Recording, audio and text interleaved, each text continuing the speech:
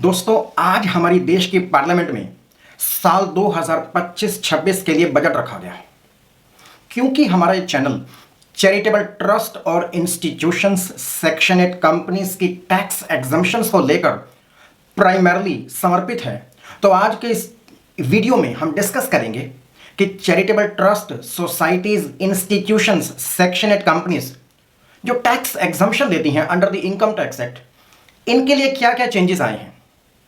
तो let me promise you, ये सारे के सारे चेंजेस बहुत ही बढ़िया हैं, बहुत ही अच्छे हैं। और इनसे कहीं ऑब्जेक्टिव क्या है, ये जो चेंजेस आए हैं इनका ऑब्जेक्टिव है ईज ऑफ कंप्लायंस बर्डन को कम करना। क्या चेंजेस हैं, आइए एक एक करके इन तीनों चेंजेस को हम डिस्कस करते हैं। टोटल 4 अमेंडमेंट्स प्रपोज की गई हैं। ये सभी अमेंडमेंट्स 1 अप्रैल 2025 से लागू हो जाएंगी। तो सबसे पहला मोस्ट सिग्निफिकेंट अमेंडमेंट क्या है? अभी क्या होता है, हर एक एनजीओ को, चाहे आपकी ग्रोस रिसिप्ट 10 लाख रुपए है या 10 करोड़ रुपए है, सभी प्रकार के एनजीओस को हर 5 साल के बाद 12AB के रजिस्ट्रेशन के लिए, रिन्यूअल के लिए जाना होता है, फाइनल रजिस्ट्रेशन के लिए। तो अब कंप्लायंस बर्डन को कम करने के लिए 1 अप्रैल 2025 से एक अमेंडमेंट लाई जा रही है कि यदि आप कंपैरेटिवली एक छोटे एनजीओ हैं, आप एक ट्रस्ट हैं, सोसाइटी हैं, सेक्शन 8 कंपनी हैं, अगर आपकी ग्रोस रिसिप्ट्स 1 अप्रैल 2025 के बाद यदि आप सेक्शन 12AB के फाइनल रजिस्ट्रेशन की एप्लीकेशन लगाएंगे और पिछले 2 सालों में आपकी ग्रोस रिसिप्ट्स लगातार 2 सालों में 5 करोड़ रुपए से कम है, 5 करोड़ रुपए है या 5 करोड़ रुपए से कम है, तो आपको जब 12AB का रजिस्ट्रेशन दिया जाएगा तो उसकी वैलिडिटी 5 साल नहीं बल्कि 10 सालों की वैलिडिटी के लिए दिया जाएगा। तो यह सचमुच में एक बहुत बड़ी राहत है छोटे एनजीओस के लिए कि हर 5 साल के बाद आपको 12AB के रजिस्ट्रेशन के लिए आपको जाना है। तो अब आप छोटे एनजीओ हैं, आपको 12AB का रजिस्ट्रेशन 5 सालों की अवधि के बजाय 10 सालों के लिए दिया जाएगा। यहां आपको ध्यान ये रखना है, बजट में ऐसी कोई जानकारी नहीं है, ऐसा कोई प्रपोजल नहीं है, ऐसी कोई अमेंडमेंट नहीं है कि ये नियम, ये अमेंडमेंट ATG के रजिस्ट्रेशन पे भी लागू होगा, ऐसा बिल्कुल भी नहीं है। ATG के रजिस्ट्रेशन सभी प्रकार के एनजीओस के लिए 5 सालों की वैलिडिटी ही रहेगी उनकी। लेकिन 12AB का रजिस्ट्रेशन, अगर आप छोटे एनजीओ हैं, यानी कि एक ऐसे एनजीओ हैं जिनकी ग्रोस रिसिप्ट्स सेक्शन 11-12 की एग्जम्पशन लेने से पहले लगातार पिछले 2 सालों में 5 करोड़ रुपए से कम है, तो आपको अब 12AB का रजिस्ट्रेशन दिया जाएगा 10 सालों की वैलिडिटी के साथ। तो इससे आपका आधा कंप्लायंस बर्डन जरूर कम हो जाएगा और इसे आपको ATG पर बिल्कुल अप्लाई नहीं करना है। ATG के रजिस्ट्रेशन जैसे पहले चल रहे थे 5 सालों की वैलिडिटी के लिए, वैसे ही चलेंगे। तो ये सबसे पहला चेंज है। दूसरा पॉइंट डिस्कस करते हैं। दूसरा पॉइंट क्या है, आपको रिलेटेड पार्टी डिस्क्लोजर में कुछ जो नॉर्म्स हैं उसको ईज आउट किया गया है।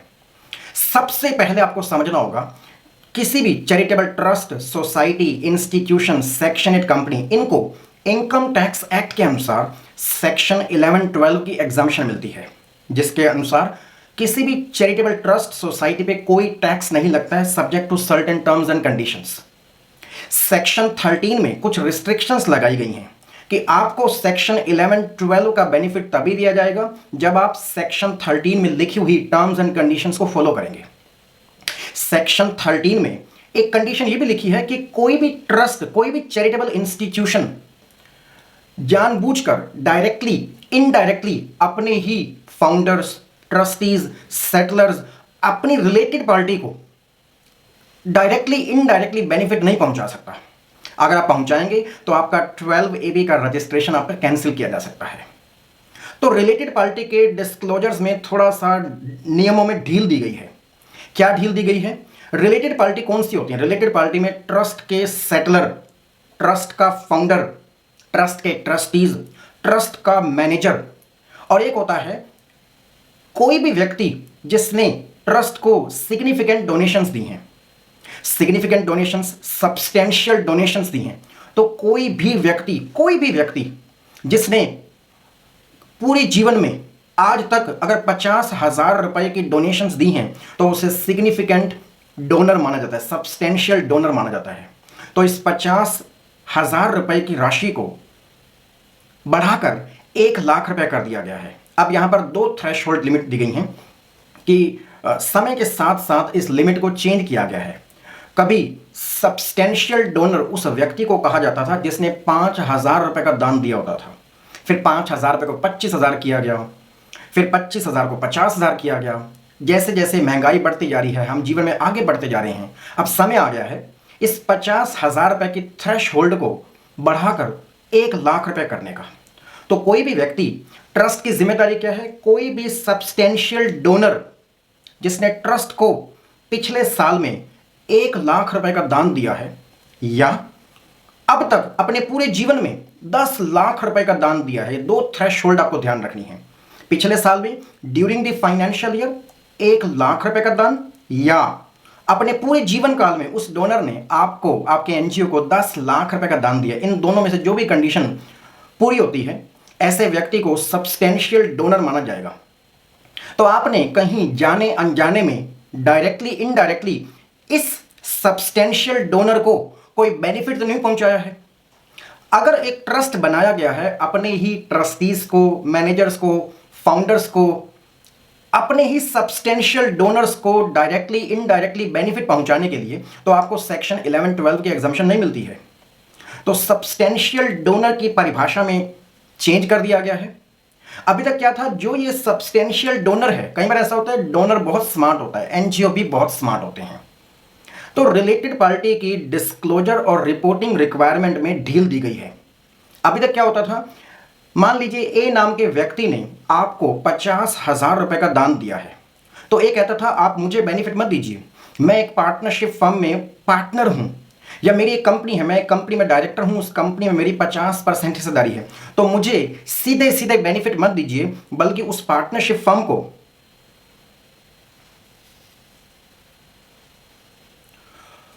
मुझे सीधे सीधे बेनिफिट मत दीजिए, क्योंकि सेक्शन 13 सब सेक्शन 3 में लिखा हुआ है कि आप रिलेटेड पार्टीज को बेनिफिट नहीं दे सकते। तो आप सीधे सीधे मुझे बेनिफिट मत दीजिए, एक ऐसी पार्टनरशिप फर्म को या ऐसी कंपनी को जिसमें मैं शेयर होल्डर हूं, उसको बेनिफिट दे दीजिए। तो अब ये पता लगाना ट्रस्ट के लिए, ट्रस्ट के ऑडिटर्स के लिए बहुत ही मुश्किल होता था। तो अब नए नियमों में ढील ये दी गई है कि अब एक ट्रस्ट को या ट्रस्ट के ऑडिटर्स को ये रिपोर्टिंग नहीं करनी है कि वो कौन सी संस्थाएं हैं जिसमें ये सब्सटेंशियल डोनर इंटरेस्टेड हो सकता है। कहां तक हम रिपोर्टिंग करेंगे, कहां तक हम ढूंढ के निकालेंगे कि एक सिग्निफिकेंट डोनर आगे चलकर किसी और पार्टनरशिप फर्म में पार्टनर है, या किसी बिजनेस में प्रोप्राइटर है, या किसी कंपनी में सिग्निफिकेंट शेयर होल्डर है। तो अब आपको ये सब रिपोर्टिंग नहीं करनी है। ये एक बहुत ही ईज ऑफ कंप्लायंस है। तीसरा पॉइंट डिस्कस करते हैं। तीसरा पॉइंट ये है स्पेसिफाइड वायलेशंस।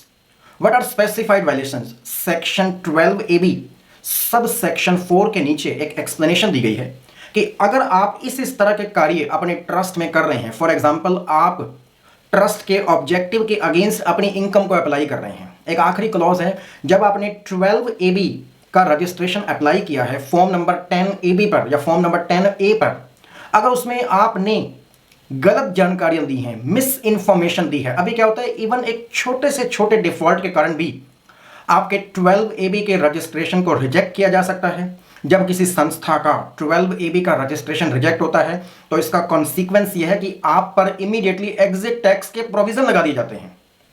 ये थोड़ा सा हार्श था। इसको ठीक करने के लिए क्या किया गया है कि जब आप फॉर्म नंबर 10AB फाइल करेंगे, आप 12AB के रजिस्ट्रेशन को अप्लाई कर रहे हैं, आपने फॉर्म नंबर 10AB में अगर कुछ माइनर डिफॉल्ट्स कर रखे हैं, तो उन माइनर डिफॉल्ट्स के आधार पर आपके 12AB के रजिस्ट्रेशन को रिजेक्ट नहीं किया जाएगा, बल्कि आपको नोटिफाई किया जाएगा कि आपके फॉर्म नंबर 10AB में ये कुछ कमियां हैं, इनको ठीक कीजिए। इसके बाद ही आपकी एप्लीकेशन को कंसीडर किया जाएगा। तो बजट 2025 सचमुच में कंप्लायंस बर्डन को रिड्यूस करने के लिए चैरिटेबल ट्रस्ट और इंस्टीट्यूशंस के लिए बहुत ही अच्छी अमेंडमेंट्स लेके आया है। आइए इन अमेंडमेंट्स को हम समझें और इसे अपने एनजीओ में अपनाएं। Thank you so much. Thank you.